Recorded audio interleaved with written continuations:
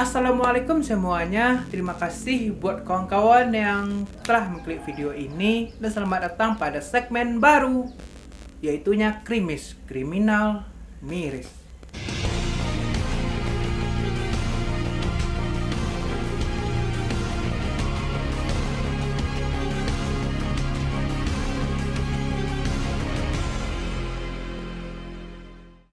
Gimana kabar kawan-kawan semua? Semoga sehat selalu dimanapun kawan-kawan berada.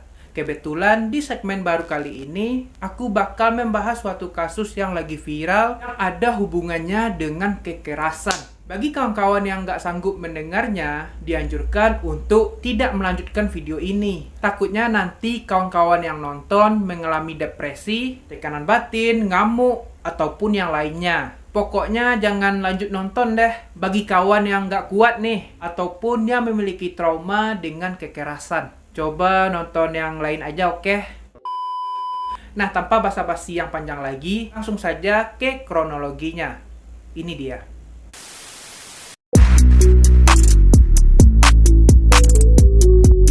Aku sendiri berusaha mencari banyak informasi dari Instagram, Twitter, artikel berita, dan lain-lainnya. Jadi semuanya aku rangkum versi penyampaian aku sendiri gitu. Mohon maaf sebelumnya ya kawan-kawan jika ada salah dalam penyampaiannya. Jadi sekarang ini lagi viral banget di sosmed. Ada seorang mahasiswa BINUS semester 4 yang bernama Ahmad Maulana. Jadi orang ini viral banget gitu. Lah, kenapa viral? Alasannya karena dia ini toxic relationship kepada pasangannya. Nama pasangannya gue sendiri nggak tahu. Pokoknya pasangannya ini jadi korbannya gitu. Si cewek ini jadi korban akibat dari toksiknya si cowok ini gitu. Cerita pasangan sejoli ini, awal pacaran mereka baik-baik saja. Bahkan si cewek ini sangat mencintainya. Pokoknya saling mencintai lah, gak ada masalah. Dan pada akhirnya, si Ahmad Maulana mulai kelihatan sifat aslinya. Nah, awal-awalnya nih, si cewek ini dilarang untuk hangout bareng temannya. Aduh, gue juga nggak tahu nama cewek ini siapa. Oke, sebut saja Via ya kan. Karena nama cewek juga nggak tahu dan nama cewek ini juga diprivasikan gitu. Biar lebih mudah aja, emang sebut saja Via gitu, bukan nama sebenarnya. Kan si Via ini dilarang hangout bareng teman-temannya. Ya udah si Via ini nurut aja gitu. Toh emang lagi jatuh cinta juga ya kan. Sampai-sampai si Via ini nggak ada teman. Cuma boleh ngabisin waktu bareng si cowok ini doang. Nggak boleh sama yang lain gitu. Apalagi sama cowok ya kan. Pokoknya si Via ini ruang geraknya dibatasi, cuma boleh main sama pacarnya doang gitu, nggak boleh sama yang lain. Kalau nggak ada si Ahmad Maulana, Via ini merasa kesepian dan nggak bisa kemana-mana gitu. Hanyutlah dia ke dalam lubang buaya.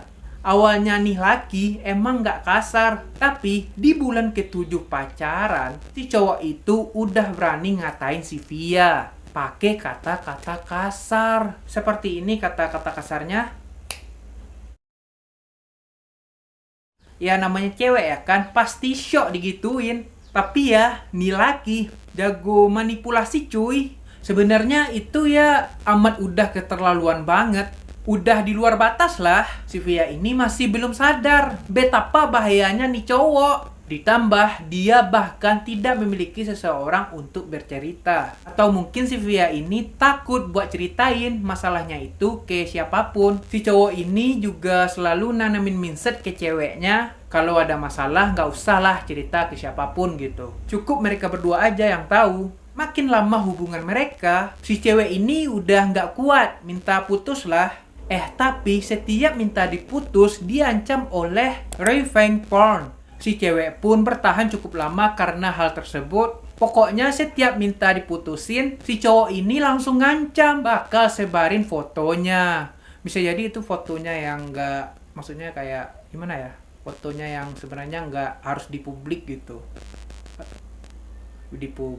Dipublikasikan ya. Stop dulu bagian sini ya.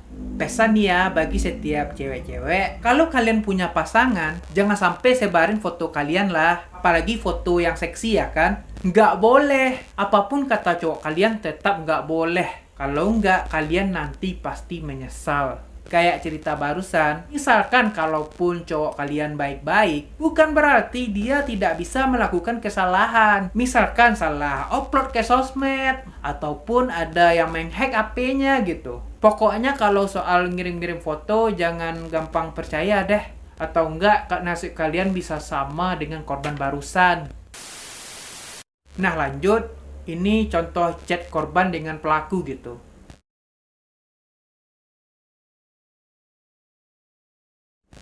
Emang cowok ini kasar gitu. Si Via awalnya juga nggak berani cerita ke siapapun tentang hal tersebut. Tapi akhirnya dia ceritain tuh ke temannya. Temannya yang paling dekat lah. Sebut saja nama temannya itu Vivi. Kebetulan si Vivi ini yang membagikan cerita yang gue bacain ini. Vivi pun kasih saran ke si Via untuk lapor ke Komnas HAM Perempuan. Sebagai kawan, Vivi ini mengerti akan kekhawatiran dan ketakutan si Via. Makanya disuruh lapor aja gitu. Verbal abuse terus berjalan sampai si cewek ini mengalami trauma berat, insecure, dan takut untuk bertemu orang baru. Itu terus terjadi berkali-kali tuh. Nah, kalian lihat aja deh contoh chatnya nih.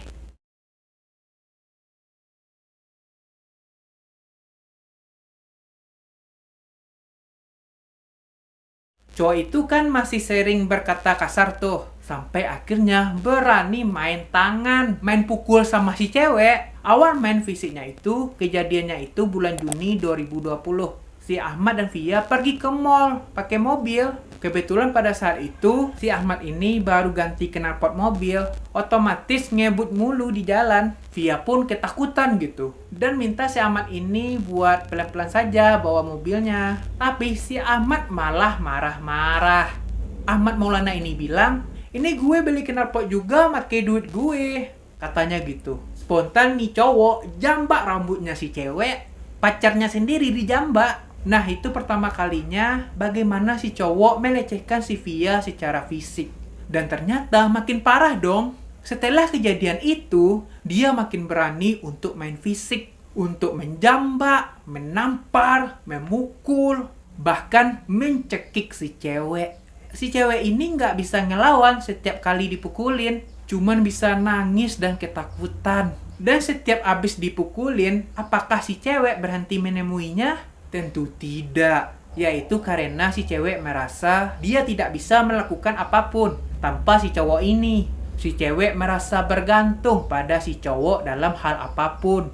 Si cewek ini merasa kesepian gitu. Padahal nih ya, ada temannya ya kan? Udah dinasehatin sama temannya, si cewek masih juga nggak ngerti. Lalu klimaksnya pas tanggal 19 Juni kemarin, si cewek udah putus dari nih cowok. Lalu cewek ini bebas dong bikin Instagram. BTW, si Via atau si cewek ini selama pacaran sama nih cowok, ada perjanjian untuk nggak main Instagram. Itu pun karena si cowok ini pernah selingkuh di IG.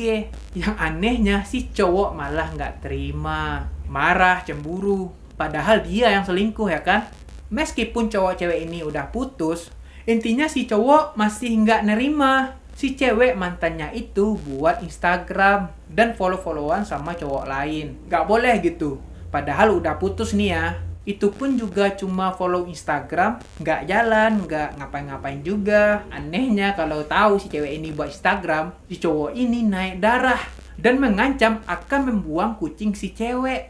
Oh ya, kebetulan si cewek saat itu emang lagi butuh adopter. Kan di rumah lamanya si cewek, kakeknya itu nggak suka kucing. Karena kakeknya nggak suka, pasti nanti dibuang ya kan? Mau nggak mau si cewek pun titipin ke rumah cowoknya. Ini pas mereka masih berhubungan ya. Untuk sementara waktu, sampai ketemu adopter. Untuk makanan kucingnya, masih si cewek yang ngasih.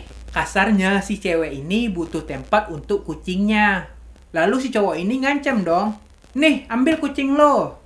Sehabis mereka ini putus, oke si cewek pun menyamperin ke rumahnya. Jadi jumlah kucing di rumah tuh cowok ada 5 harusnya. Tapi yang dibalikinnya cuma 4. Dia bilang ya kan, si itu sama gue aja, mau gue rawat. Nah si cewek ini oke saja gitu. Tapi tetap bilang, kalau emang nggak bisa rawat, balikin aja, pasti gue ambil. Di situ posisi si cewek di depan pagar rumahnya. Pokoknya nggak boleh masuk lah gitu. Berarti 1 ekor kucingnya diambil dong. Selebihnya dikembalikan ya kan? Gue juga agak sedikit bingung baca ceritanya gitu. Nah, udah dibalikin kucing-kucing itu, si cewek ini balik pulang pakai gokar. Ya, tentu saja si cewek ini dicaci maki dan diancam dengan kata-kata yang kedengarannya itu nggak enak gitu. Lalu si cewek ini udah sampai di rumah nih, diantar pakai gokar ya kan. Tapi anehnya si cowok ini kayaknya masih dendam gitu. Masih mau mukulin si cewek. Si cowok ini akhirnya bilang, "Lu ketemu gue atau kucing lu gue buang?" Ya intinya kalau lu mau ketemu gue atau enggak gue pukulin sekarang kucing lo. Kalau enggak dibuang. Ini mungkin satu kucing yang ditinggalin tadi ya. Bagian sini gue agak susah untuk menceritakannya gitu. Pokoknya si cewek ini pasrah dan akhirnya ketemu sama si cowok ini. Tapi pas ketemu si cowok nggak bawa kucing. Sialnya si cewek digebukin di dalam mobil. Emang sangat keterlaluan banget sih orang kayak gini. Sampai benjol 7 biji, cekek nih cewek, ditampar. Mata si cewek ditonjoknya, sampai kacamata si cewek ini pecah gitu. Ih, ngeri banget sih dapat cowok kayak gini. HP-nya si cewek juga dipecahin. Nah, habis itu entah bagaimana ceritanya, si cewek ini dibawalah tuh ke klinik 24 jam. Pada pukul 3 pagi. Sama siapa? Ya sama nih cowok. Udah dibikin bonyok. Lalu pura-pura perhatian dibawa ke rumah sakit gitu. Sumpah. Cowoknya itu gila gitu ya kan. Pah, ini keterlaluan banget sih gitu. Udah memperlakukan anak orang bukan kayak sewajarnya gitu. Udah main tonjok aja gitu. Udah main kroyok aja gitu. Padahal dia juga cewek ya kan. Yang nggak bisa ngelawan. Kecuali si cewek emang punya ilmu bela diri gitu. Kenyataannya si cewek juga nggak punya ilmu bela diri ya kan. Sumpah ini udah kelewat batas. Dokter yang memeriksa kaget karena emang benjol di badannya itu banyak dan parah banget. Cewek cuma bisa nangis dan ketakutan. Cewek ini udah berniat ngerekam sih, tapi HP-nya retak karena dibanting. Oh ya, si dokter juga sempat nanya, itu kenapa? Si cewek cuma bisa jawab, jatuh dari tangga. Udah parah banget loh. Kenapa nggak bilang yang sebenarnya sih? Oh ya, ini yang membuatnya viral. Ada rekaman suara percekcokan antara si cewek dengan si cowok ini gitu. Dan di sini terbukti jelas kalau si cowok ini orangnya sangat-sangat amat kasar. Kamu ngapain? Kamu ngapain? Kamu ngapain? Kamu ngapain? Bangsat lu anjing lu.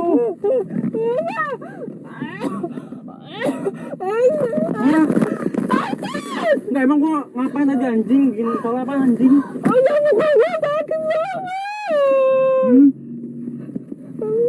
Blok lu.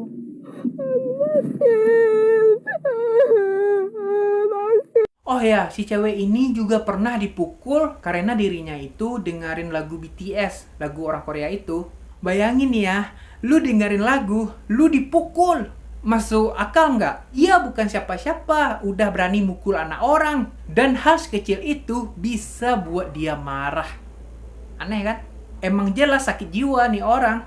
Ini kejadian dipukulnya bukan cuma sekali, tapi emang beberapa kali kejadian. Tiap si cewek nanya ya kan, kenapa dirinya harus dipukul? Si cowok ini malah menjawab dengan alasan, siapa suruh kamu buat aku marah? Gitu.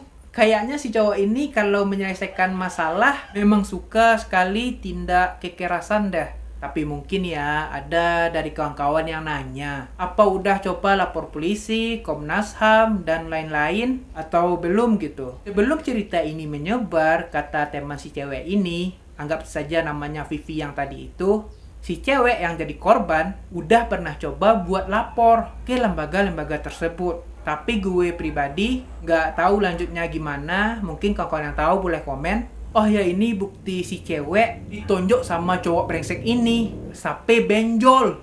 Gede banget. Sekitar area mata memar semua. Tangannya juga pada biru. Oh ya, ini respon dari pihak kampus juga.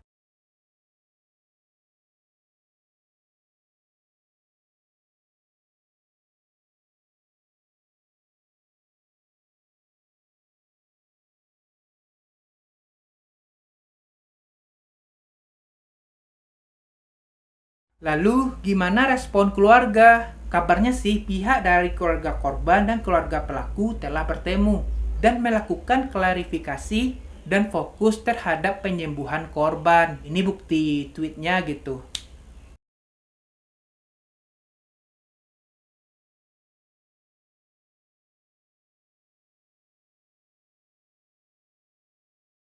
Nah, di sini gue tambahin, kenapa bisa viral di Twitter gitu. Kalau nggak salah itu thread dari sepupu korban di Twitter.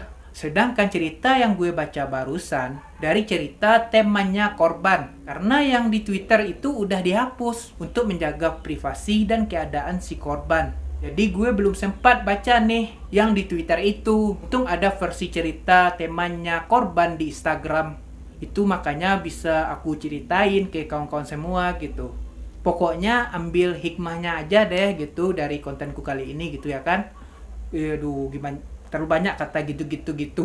Pokoknya ambil aja hikmah dari cerita barusan supaya kita menjadi manusia yang lebih baik dan tidak berperangi buruk seperti pelaku tersebut. Nah, gue tambah sedikit cerita di sini tanpa teks ya. Maaf jika agak pencong-pencong cerita yang versi gue.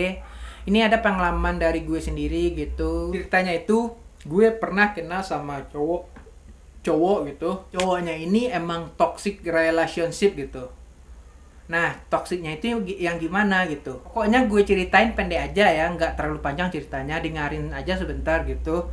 Nah, nih cowok nih yang gue kenal nih, dia nih kan punya pacar nih gitu. Mereka ini pacaran ya kan. Udah berselang beberapa bulan, si cowok ini melarang si ceweknya itu ikut organisasi kampus gitu. Dilarang, nggak usah ikut ini gitu. Udah si ceweknya nurut ya kan. Pokoknya sampai ada pertengkaran hebat lah di tengah hubungan mereka ini. Dan tahu nggak kalian, orang yang aku kenal ini nggak gue sangka-sangka berani menampar si cewek ini. Bukan itu saja dong, bahkan ya sampai meludahi ceweknya gitu. Tapi syukurnya gue nggak ada kontak atau berhubungan lagi sama nih cowok nih ya. Cowok yang apa nih, yang keras gitu. Padahal nih cowok punya adik atau saudara perempuan gitu.